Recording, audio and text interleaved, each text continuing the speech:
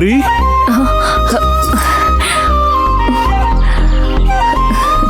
Sir. ಏನಮ್ಮ ಪರಿ, ನಾನು ಊರಲ್ಲೆಲ್ಲ ನಿನ್ನ ಮಗಳು ಅಂತ ಹೇಳ್ಕೊಂಡು ಬರ್ತಿದ್ದೀನಿ, ನೀನು ಸಾರೋಗಿರು ಅಂತಿದ್ಯಾ? ಸಾರಿ ಸರ್, ಸಾರಿಪ್ಪ. ಸಡನ್ ಆಗಿ ಫೋನ್ ಮಾಡಿ ದೇವಸ್ಥಾನಕ್ಕೆ ಬರಕ್ ಹೇಳಿದ್ರಿ, ಅದಕ್ಕೆ ಬಂದೆ. ಹಾ, ಅರ್ಚನೆ ಪ್ರಸಾದ ತಗೊಳ್ಳಿ ಸರ್. ನೀನೇ ನನ್ ಗಿಡಮ್ಮ.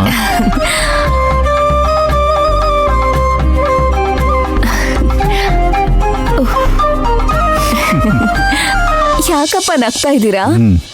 2 ದಿನದ ಹಿಂದೆ ನನ್ನ ಕಣ್ಣಿಗೆ ಮಣ್ಣೆರ್ಚಿ ನನಗೇ ಮೋಸ ಮಾಡಿ ನನ್ನ ಕಂಪನಿಲೇ ಕೆಲಸ ಮಾಡ್ತಿದ್ದೆ. ಇವತ್ತು ನನಗೆ ಮಗಳಾಗಿ ಪ್ರೀತಿಯಿಂದ ನನ್ನ ಕಣ್ಣಿಗೆ ಒಂಚೂರು ಕಸ ಬೀಳಬಾರ್ದು ಅಂತ ಹುಷಾರಾಗಿ ವಿಭೂತಿ ಇಡ್ತಾ ಇದೀಯಾ. ಅಪ್ಪ, ನಾನೇ ಅನ್ಕೊಂಡಿರ್ಲಿಲ್ಲ ನನಗೆ ಹೀಗೊಂದು ಪದವಿ, ಅಧಿಕಾರ, ಅಂತಸ್ತು, MD ಸ್ಥಾನ. ಇದು ನಾನಾಗ ನಿನಗೆ ಕೊಟ್ಟ ಸ್ಥಾನ ಅಲ್ಲಮ್ಮ. ನಿನ್ನ ಧೈರ್ಯ, ಆತ್ಮವಿಶ್ವಾಸ, ಹೋರಾಟ ಗುಣದಿಂದ ನೀನೇ ಗಳಿಸಿದ ಪದವಿ ಅಮ್ಮ. ನೀನು ಹೊಸ ಅವತಾರ ಎತ್ಬೇಕು ಅಂತ ನೆನ್ನೆ ಇದೇ ಜಾಗದಲ್ಲಿ ನನಗೆ ಹೇಳಿದ್ರಿ.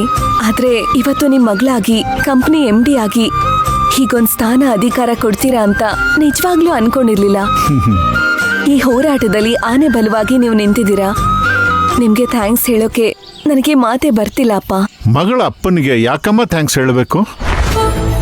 ಹಾಗಾದ್ರೆ ಆ ಸಂಬಂಧಕ್ಕೆ ಅರ್ಥನೇ ಇಲ್ದಂಗಾಗತ್ತೆ.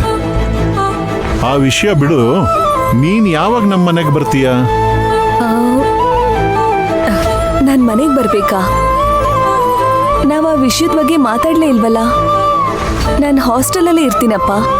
ನೀನ್ ನನ್ನ ಮಗಳು ಅಂತ ಒಪ್ಕೊಂಡ್ಮೇಲೆ ನೀನ್ ನಮ್ಮನೆಲ್ಲೇ ಇರ್ಬೇಕಲ್ವಾ? ಅದೇ ಅಲ್ವಾ ನ್ಯಾಯ? ಆದ್ರೂ ಅದು ತುಂಬಾ ತಪ್ಪಾಗುತ್ತಪ್ಪ. ಅದ್ ಹೇಗಮ್ಮ ತಪ್ಪಾಗುತ್ತೆ? ಆಫೀಸಲ್ಲಿ ಎಲ್ರ ಮುಂದೆ ನೀನ್ ನನ್ನ ಮಗಳು ಅಂತ ಅನೌನ್ಸ್ ಮಾಡ್ಬಿಟ್ಟೆ. ಮನೇಲಿ ಕೂಡ ನೀನ್ ನನ್ನ ಫ್ರೆಂಡ್ ಮಗಳು ಅಂತ ಹೇಳಿ ಅವ್ರನ್ನ ಕನ್ವಿನ್ಸ್ ಮಾಡಿದ್ದೀನಿ.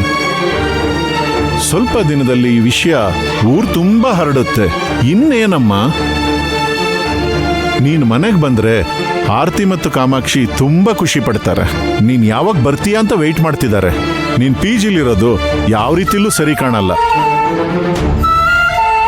ಅದರಿಂದ ನಮ್ ಪ್ಲಾನ್ಗೂ ತೊಂದರೆ ಆಗ್ಬೋದು. ಇದನ್ ಯೋಚನೆ ಮಾಡೇ ಇರ್ಲಿಲ್ಲಪ್ಪ. ನಿನಗೆ ಸರೋಜಾದೇವಿ ಸೊಕ್ಕು ಮುರಿಯೋದು, ನಿನ್ನ ಅಕ್ಕನ್ನ ಅಭಿ ಜೊತೆ ಒಂದ್ ಮಾಡೋದು ಬಿಟ್ಟು ಬೇರೆ ಏನಾದ್ರೂ ಯೋಚನೆ ಮಾಡಿದ್ಯಾ? ನಿಜವಾಗ್ಲೂ ಇಲ್ಲಪ್ಪ. ಹಾಗಾಗಿ ಬೇರೆ ವಿಷಯದ ಬಗ್ಗೆ ನಿನ್ನ ಬದಲಾಗಿ ನಾನೇ ಯೋಚನೆ ಮಾಡಬೇಕಾಗಿದೆ. ಸೊ ನನ್ನ ಯೋಚನೆ ಮಾಡಕ್ ಬಿಡು. ಈಗ ನಾನು ಹೇಳೋದನ್ನ ಮಾಡು. ಬಾ, ನಿನ್ PGಗೆ ಹೋಗಿ ನಿನ್ ವಸ್ತುನೆಲ್ಲ ತಗೊಂಡು ಮನೆಗೆ ಹೋಗೋಣ. ನೀವು ನನಗೆ ಇಷ್ಟು ದೊಡ್ಡ ಸಹಾಯ ಮಾಡ್ತಿದ್ದೀರಾ. ಇದು ನೀವು ಕೊಟ್ಟಿರೋ ಬದುಕು ಸರ್.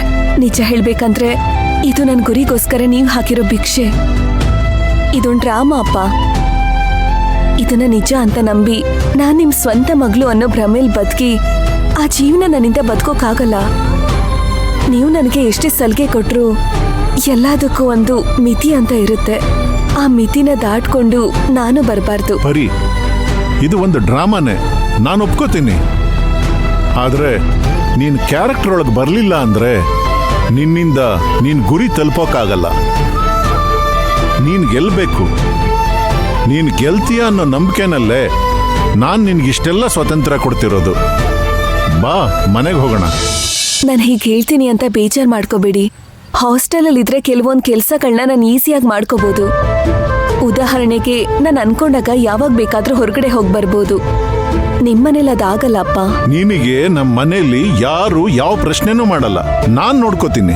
ದಯವಿಟ್ಟು ನನಗೆ ಒತ್ತಾಯ ಮಾಡಬೇಡಿಯಪ್ಪ.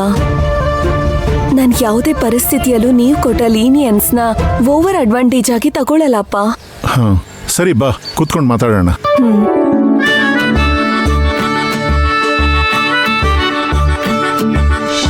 ಈಗ ನೀನೇನ್ ಮಾಡ್ಬೇಕು ಅಂತಿದೀಯಾ?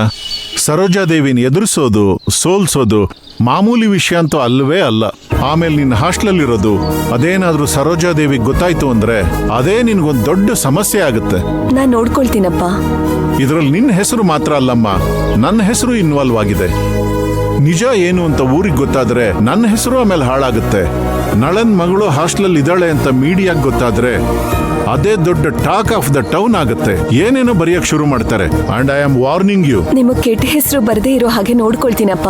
ನಿನಗೆ ಇನ್ನೂ ಇದ್ರದ್ದು ಸೀರಿಯಸ್ನೆಸ್ ಗೊತ್ತಿಲ್ಲ ಅಂತ ಅನ್ಕೊಂಡಿದ್ದೀನಿ. ನಾನ್ ನಿನ್ನ ಮಗಳು ಅಂತ ಡಿಕ್ಲೇರ್ ಮಾಡಿ ದೊಡ್ಡ ರಿಸ್ಕ್ ತಗೊಂಡಿದ್ದೀನಿ. ಅದರಿಂದ ನೀನ್ ತಗೊಳ್ಳೋ ಎಲ್ಲ ನಿರ್ಧಾರಗಳು ನಿನ್ನ ಮಾತ್ರ ಅಲ್ಲ, ನನ್ನನ್ನು ಒಂದ್ ರೀತಿ ಕಾಡುತ್ತೆ. ಈಗ ನೀನು ಇಬ್ಬರಿಗೋಸ್ಕರ ಯೋಚನೆ ಮಾಡ್ಬೇಕಾಗತ್ತೆ. ಒಂದು ನಿನ್ ಬಗ್ಗೆ, ಇನ್ನೊಂದು ನನ್ ಬಗ್ಗೆ. ನನ್ನ ಅಕ್ಕನ ಬಗ್ಗೆನೂ ಯೋಚನೆ ಮಾಡ್ಬೇಕು. ಸರಿ, ಅದು ಬಿಡು ಪರಿ. ನೀನೇನೇ ಮಾಡಿದ್ರು ಅದರಿಂದ ಏನಾಗುತ್ತೆ ಅಂತ 2 ಸಲ ಯೋಚನೆ ಮಾಡಿ ನಿರ್ಧಾರ ಮಾಡಬೇಕು. ಅಪ್ಪ, ನೀವು ನನ್ನ ಜೀವನದಲ್ಲಿ ಸಿಕ್ಕಿರೋ ಅತಿ ದೊಡ್ಡ ಆಯುಧ. ನಳನ್ ಅವ್ರ ಮಗಳು ಅನ್ನೋ 1000 ಬಲನ ಲೈಸೆನ್ಸ್ ಹಾಕಿ ನೀವು ನನಗೆ ಕೊಟ್ಟಿದ್ದೀರಾ. ಆದ್ರಿಂದ ನಿಮ್ಗೆ ಯಾವುದೇ ಕೆಟ್ಟ ಹೆಸರು ಬರ್ದೇ ಇರೋ ಹಾಗೆ ಹುಷಾರಾಗಿ ನೋಡ್ಕೋತೀನಿ. ಸರಿ, ಓಕೆ ಅಮ್ಮ. ಸರೋಜಾದೇವಿ ಜೊತೆ ಹೋರಾಡ್ತಿದ್ಯಾ, ಹಾಗಾಗಿ ಅವಳಿಗೆ ಈಕ್ವಲ್ ಸ್ಟೇಟಸ್ ಅಲ್ಲಿ ನೀನಿರ್ಬೇಕು. ನಿನಗೀಗ ಮುಖ್ಯವಾಗಿ ಬೇಕಾಗಿರೋದು ಒಂದು ಕಾರು, ಕೈ ತುಂಬ ದುಡ್ಡು. ಇದು ಎರಡನ್ನೂ ನಾನು ನಿನಗೆ ಏರ್ಪಾಟ್ ಮಾಡ್ಕೊಡ್ತೀನಿ. ಅಷ್ಟು ಮಾತ್ರ ಅಲ್ಲ, ನಿನಗೋಸ್ಕರ ನಮ್ಮ ಮನೆ ಬಾಗ್ಲು ಯಾವಾಗ್ಲೂ ತೆಗೆದಿರುತ್ತೆ. ಯಾವತ್ತು ನೀನು ಮನಸ್ಸು ಮಾಡ್ತೀಯೋ ಅವತ್ತೇ ಹಾಸ್ಟೆಲ್ ಬಿಟ್ಟು ನೀನು ನಮ್ಮ ಮನೆಗೆ ಬಂದಿರ್ಬೋದು.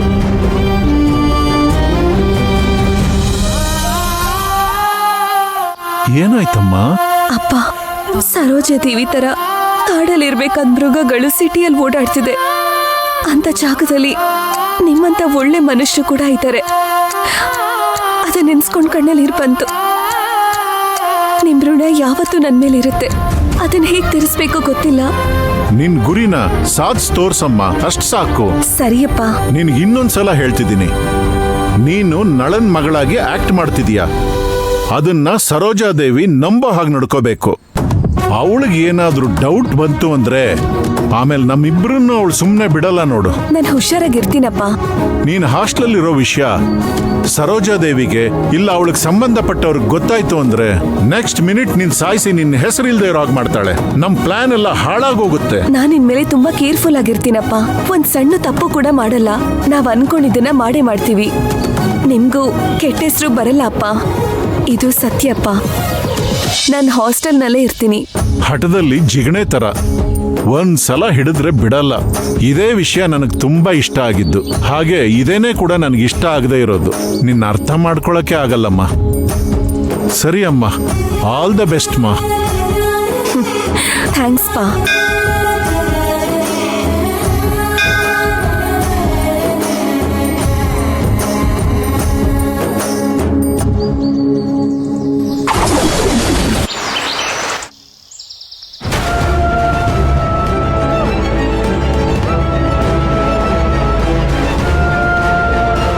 ಅಭಿ, ತಗೋ ಜ್ಯೂಸ್ ಕುಡಿ. ಏಯ್, ಜ್ಯೂಸ್ ಕುಡಿಯೋ. ಅದೇನ್ ನೋಡ್ತಿದ್ಯಾ ಪೇಪರಲ್ಲಿ? ಕುಡಿ ತಗೋ.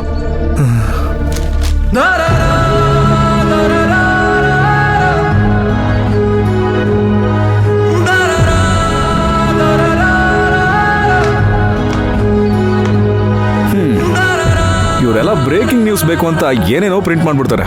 ಹೌದು, ಕಣ್ಣಲ್ಲಿ ನೋಡಿದ್ದನ್ನ ನ್ಯೂಸಲ್ಲಿ ಹಾಕ್ತಾರೆ. ಕಮಾನ್ ಅಭಿ, ಇದೆಲ್ಲ ಸೀರಿಯಸ್ ಆಗಿ ತಗೊಂಡು ಟೆನ್ಷನ್ ಮಾಡ್ಕೋಬೇಡ. ಟೆನ್ಷನ್ ಅಲ್ಲಿ ಮಾಡ್ಕೊಂಡಿಲ್ಲ. ಹೌದಾ?